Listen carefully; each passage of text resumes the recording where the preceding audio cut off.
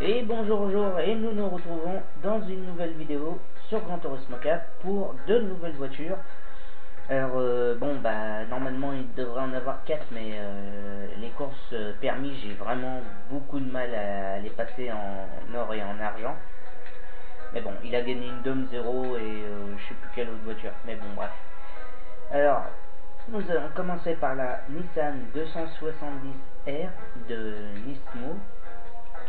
Là elle est modifiée à fond avec l'aileron et tout ça, elle fait 254 chevaux, oui. Alors c'est une Nissan Silvia si je me gourre pas.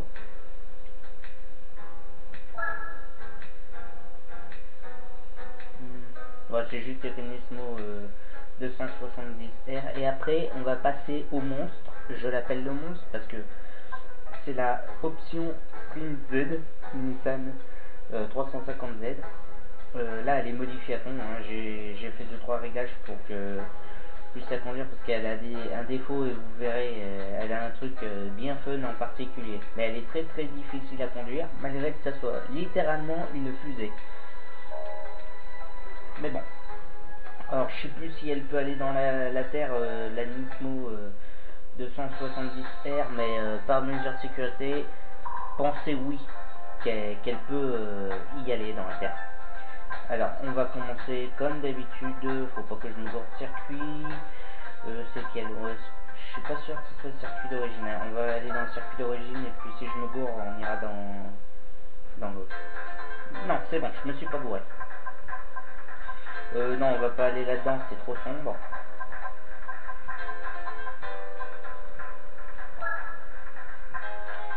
Hop là. On va tester son freinage, l'accélération, tout ça. Si les vidéos tardent un peu sur Gran Turismo 4, c'est normal. C'est normal. Vous inquiétez pas. Et en plus, ces temps-ci, comme vous avez pu le voir sur ma chaîne, il y a pas mal d'orages qui sont en train d'arriver. Alors, la plupart du temps, je les filme pas parce que ça vaut pas la peine étant donné qu'ils passent tout à côté. Du coup, il n'y a pas de belles prises à prendre. Mais là, la dernière fois, il y en avait. Donc, je me suis dit pourquoi pas. Alors, HKS, non trop dur à dire, Hyper Silvia, c'est une voiture de drift normalement, c'est une Nissan Silvia. Peugeot 205 T16 Turbo, on va pas être dans la mouise parce que ça c'est une accélération de folie. Audi TT DTM, ça c'est une super voiture. Nissan Sonic GTR 34 de 93, ça aussi c'est une super voiture. Et Toyota Woodon, c'est comme la Toyota Castrol machin, c'est exactement les mêmes. Enfin presque les mêmes, mais voilà. D'ailleurs c'est la Supra la plus puissante que vous pourrez avoir en GT. Si je me souviens bien. En GT, hein, pas d'origine. D'origine elle monte à plus de 800 chevaux. la 2JZ, pour ceux qui connaissent les références. Non, attends, comment on fait pour changer de vue? Oula. Ah, je me souvenais pas qu'elle faisait ce bruit par contre. Ah.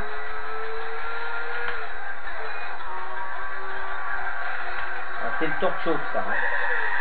Non, je me suis boîte touche. Ça touche. Ah voilà.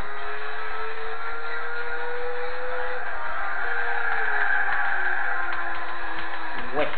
Bon. C'est bien le tour de chauffe. Hein. Je le redis plusieurs fois parce que c'est le bruit qu'elle fait. On dirait que la vidéo elle est en accéléré. Quoique c'est moins pire que la Nissan R32 de Gran Turismo 2 pour ceux qui l'ont vu. Un bruit mais... Ah par contre elle freine bien. Ouais.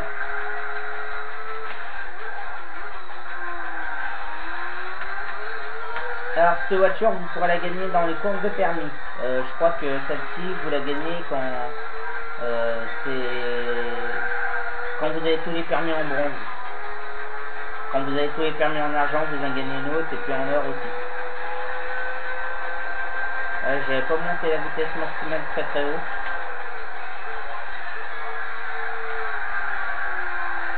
Bon, ça... C'est une voiture d'origine un peu modifiée, ça tombe pas trop mal, ça freine bien par contre. Le bruit est bizarre, mais ça, on s'en fiche. Ça tourne très fort, par contre. Comme vous avez pu voir, là, j'ai forcé et ça arrive à la faire ralentir et à tourner quand même. Donc, c'est pas une mauvaise voiture en soi. Peut-être un peu plus puissant, ça aurait été mieux, mais bon, moi je veux toujours plus puissant. Mais avec la Nissan option truc là, il y aura ce qu'il faut. Mais comme j'ai dit, elle est très dure à conduire, on en reparlera après. Bon bah les autres, hein, je les ai grillés. Hein. Ah, et quand je dis que je modifie à fond, c'est je modifie à fond la voiture et je change l'huile du moteur tout de suite parce que comme ça vous pouvez gagner 30 chevaux jusqu'à 300 chevaux. C'est complètement abusé, mais c'est très efficace. Combien j'ai fait? 1 minute 15. Oh, ça va. Moi aussi, elle prend bien.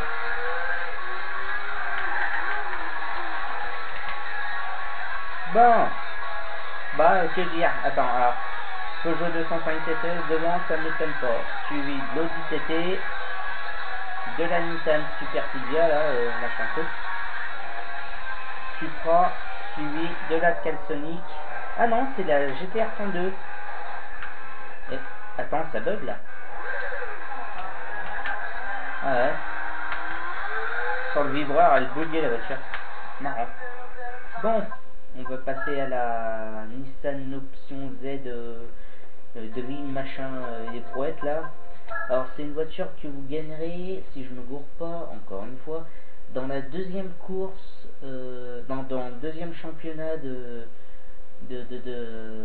la catégorie non, professionnelle. Ouais, si, c'est ça. Là, ici. Attendez, ça sauvegarde. Vous voyez là, ici, professionnel. Alors, la Nissan option, tout ça, vous la gagnerez ici. Tuning car. Alors, pour ceux qui feront la course, ayez une voiture qui fait au moins 300 chevaux si vous voulez la faire facilement. Et qui soit bien équilibrée, freinage et maniabilité si vous voulez être tranquille. Genre, prenez la Toyota RCZ. Ouais, RCZ, je crois que c'est ça. Attendez, je dis pas de conneries. Ouais, RSC, pardon. Ah, celle-là, la voiture que vous gagnerez en voiture de rallye. Bon, 554 chevaux, elle en faisait 556, je crois. Ou peu importe, s'en fout. Alors, on va passer à cet engin-là. Et entièrement modifié, il est allégé parce que normalement il faisait 1440 kg. Elle en fait 1353. C'est une baisse de poids pas trop mal, mais franchement c'est un peu lourd encore. Mais bon, peu importe. Alors c'est un V6 normal de 952 chevaux plus l'huile que j'ai changé. Par contre, vous allez voir, elle a un gros problème. Elle l'accélère très très fort, bizarrement mais très très fort. L'aileron à l'arrière sert à rien, elle est pas du tout plaquée au sol. Du coup ça c'est juste du style, c'est rien d'autre. C'est juste une voiture de raster si vous voulez, mais en accélération elle a un problème aussi. Parce qu'elle va très très vite en vitesse de pointe, mais l'accélération au début est très lente. Par contre après le turbo s'enclenche et elle part comme une fusée. Alors, les problèmes, c'est qu'elle a tendance, quand vous freinez en virage, à survirer d'un coup. Alors, régler les freins, c'est utile, mais ça change pas vraiment en fait. Il faut vraiment doser et bien connaître la voiture pour pouvoir la conduire correctement. Elle tourne, on va dire que ça tourne, mais c'est pas trop ça non plus, parce que justement, elle aurait les ailerons, des trucs qui la plaqueraient au sol. Là, peut-être que ça marcherait, mais puisque c'est une voiture, je vais dire, de drift, voilà,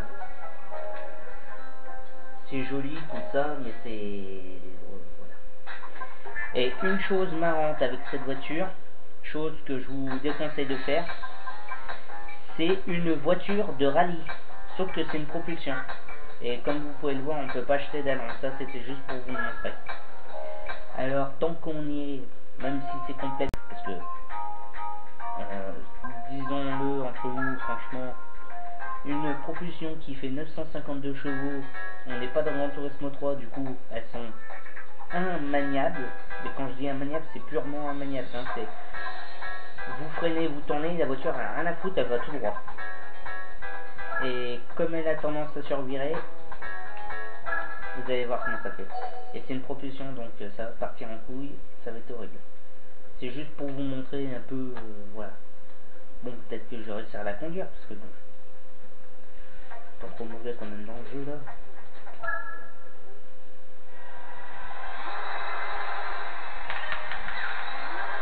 Ah, il y a une astuce, c'est de bloquer la vitesse. Alors si vous êtes en manuel, bah, vous montez toujours à une vitesse un peu plus supérieure.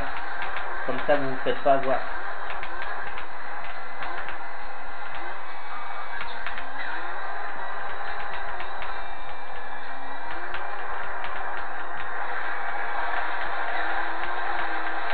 Ah, vous pouvez faire ce que vous voulez, elle vous écoutera pas. Hein. Parce qu'en fait le turbo il s'enclenche qu'à partir que la vitesse, une fois qu'elle est en hauteur, du coup bah, c'est pas linéaire quoi, la puissance, tout ça. C'est vraiment une voiture faite pour foncer quoi. En ligne droite, je parle. Et après si vous voulez l'utiliser en circuit, bon bah vous faites comme vous voulez hein. Mais je vous aurais pas dit. Sinon elle se conduit hein, faut juste doser, mais en rallye il faut vraiment avoir des petites vitesses quoi. Si vous voulez l'utiliser en rallye. Sinon c'est pas une mauvaise voiture de rallye hein, mais il faut savoir la conduire comme je vous ai dit. Elle a de la gueule, elle est belle, mais c'est tout. Alors ce que vous pouvez faire, par exemple là en troisième elle galère, vous enclenchez le frein à main, vous accélérez à fond et vous relâchez. Normalement le turbo est encore à fond, il tourne à fond, et la puissance va directement passer dans la troisième vitesse et ça devrait la faire accélérer d'un coup. Là ça n'a pas marché, mais ça marche de temps en temps.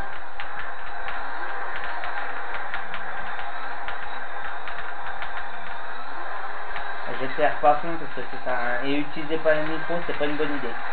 Surtout en virage.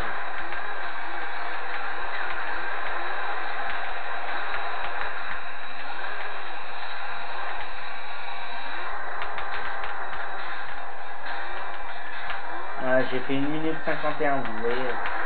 C'est pas terrible. Hein. Mais bon. Comme quoi la puissance, ça fait pas tout. Hein.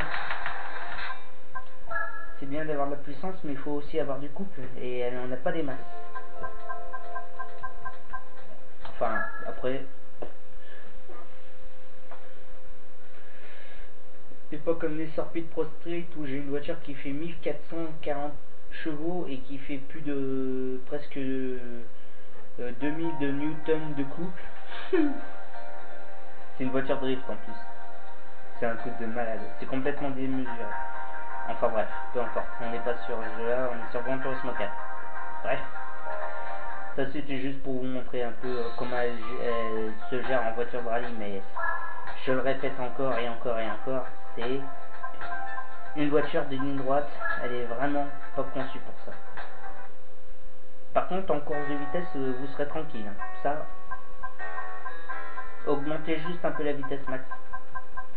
Alors comme c'est une voiture de ligne droite et que dit que les voitures sont un peu puissantes, je vais pas faire le circuit ovale, sauf si vraiment c'est une fusée, genre style la Chaparral. Voilà, ça c'est pour vous donner une idée aussi, mais je crois que je vais pas faire une course de vitesse quand ça sera à son tour. Je pense que je vais faire un circuit basique parce que j'ai baissé sa vitesse justement. On en reparlera dès qu'il arrivera Sky Hurricane à cette voiture là.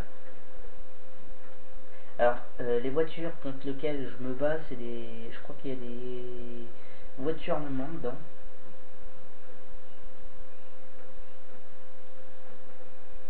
Ouais, voilà.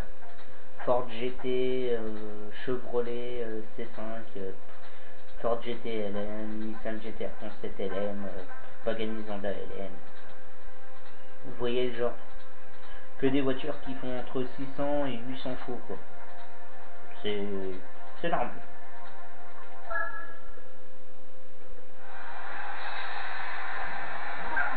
Alors vous vous souvenez de ce que j'ai dit, hein, ça freine bizarrement,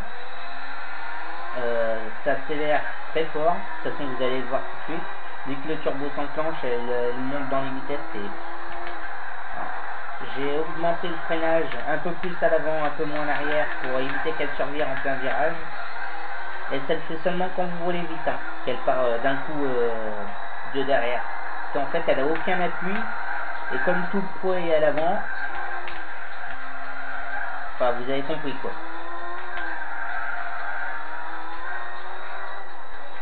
L'aileron il serait efficace, il marcherait, il n'y aurait pas de problème je pense. Mais comme il est inefficace et qu'il ne fonctionne pas, voilà. Alors j'ai réglé sa vitesse à peu près vers les 400 km/h. Pas plus parce que sinon elle les atteint les 430, hein, je pense. Vous voyez, elle a aucun mal à monter dans les vitesses, vous voyez là, 360, 370, 380, 390. Là le turbo il a fond, ça va vraiment pas accélérer. 390, 399. Elle est bloquée à 399. Et là, logiquement, quand je vais freiner, elle va survirer à mort. Ok, bon bah, mon réglage de freinage fonctionne très bien. Alors, le réglage que j'ai mis, c'est 6 à l'avant et 5 à l'arrière. J'ai augmenté, normalement c'était 3 et 3. Et là j'ai mis 6 à l'avant et 5 à l'arrière et apparemment ça a l'air de fonctionner. Alors peut-être parce que j'ai pas tourné en freinant, ce qui est possible.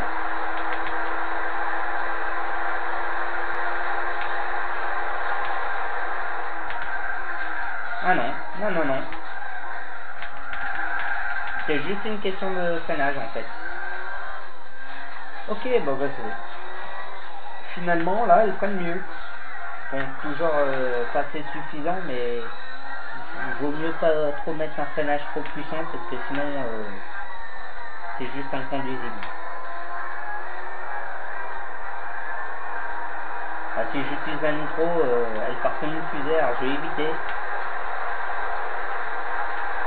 J'ai pas envie de jouer à qui contrôle le missile sur patte là, enfin sur roue plutôt.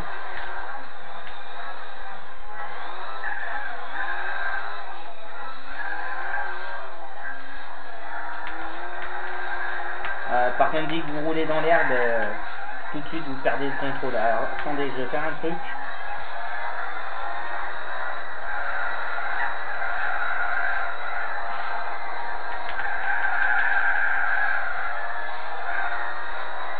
On va voir à quelle vitesse elle atteint là, dans la ligne droite. J'ai essayé de me dépêcher.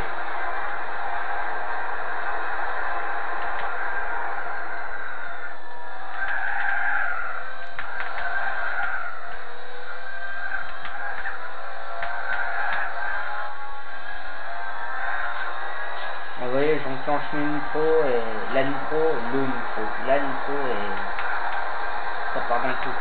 Le turbo, je crois qu'il s'enclenche à partir de 5000 tours minute.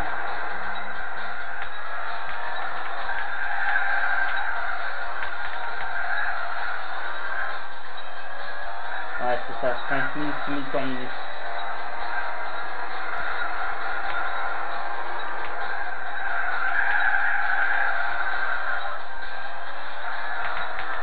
Hop, on va voir ce qu'elle peut faire.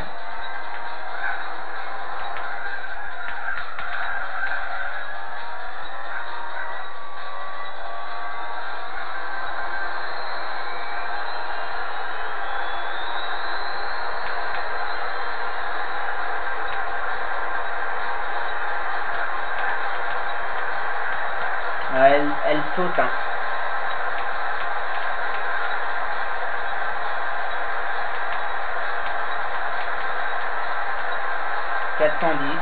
Bon.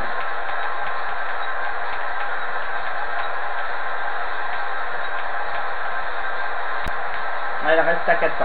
Elle bouge pas. Le TGV.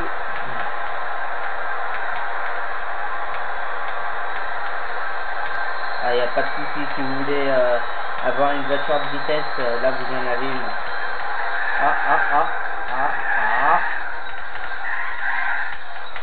Voilà, ce que je vous disais quand elle survient. Voilà, elle a aucune puissance quand... Ouh là là, attendez. Ok, ouais. Entre 2000 et 4000 tours minute, vous voyez, il n'y a aucune accélération.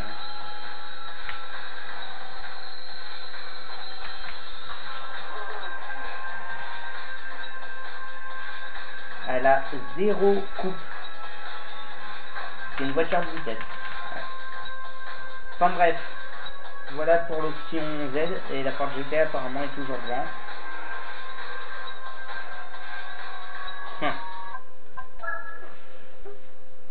Enfin voilà, c'est un monstre, mais qui a des handicaps très importants.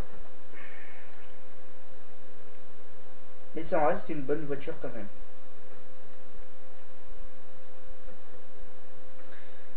Ça charge, ça charge.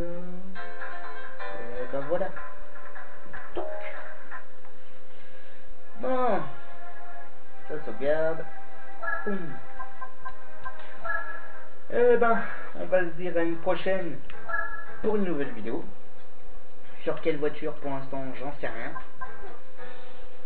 On verra bien. Eh ben allez, sur ce, à une prochaine et à bientôt.